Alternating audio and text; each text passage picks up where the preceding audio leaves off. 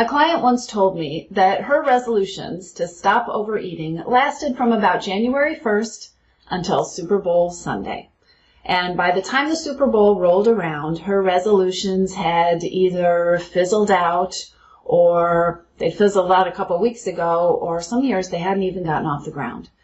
So today I want to talk about what to do if you resolved to stop overeating or emotional eating and you're still doing it.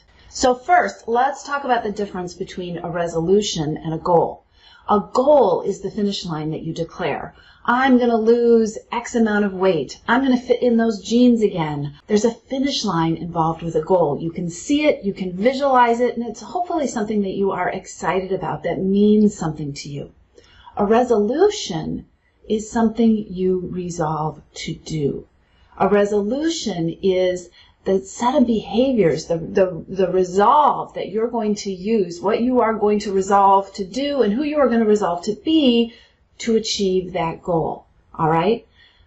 If you haven't gotten to the finish line yet, there are a couple of things I want you to think about. Number one, what is it that you resolved to do? Too often, and I've said this before, what we resolve is all the things we're not going to do. I'm not going to eat sugar. I'm not going to eat after 7 o'clock at night. I'm not going to emotionally eat anymore. I'm not going to eat for comfort. The problem is that leaves a big, huge hole in your life. If you don't decide what you are going to do, if you don't resolve who you are going to be to put you on the path and to get you to your goal, you're sabotaging yourself before you even start.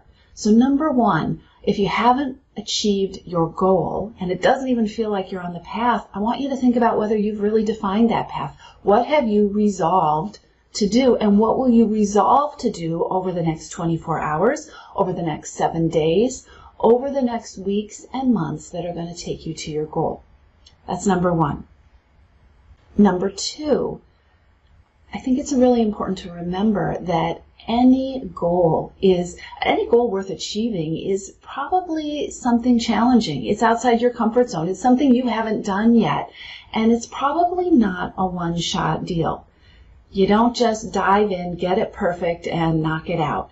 It's a process. And it's a process that comes with starts, stops, missteps, and sometimes failures. Usually failures.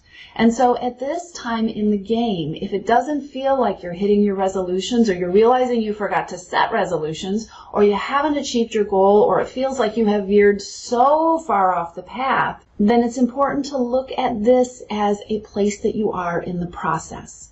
What have you learned so far? What did you forget to do? What have you learned about what you need to add into your program that wasn't there before?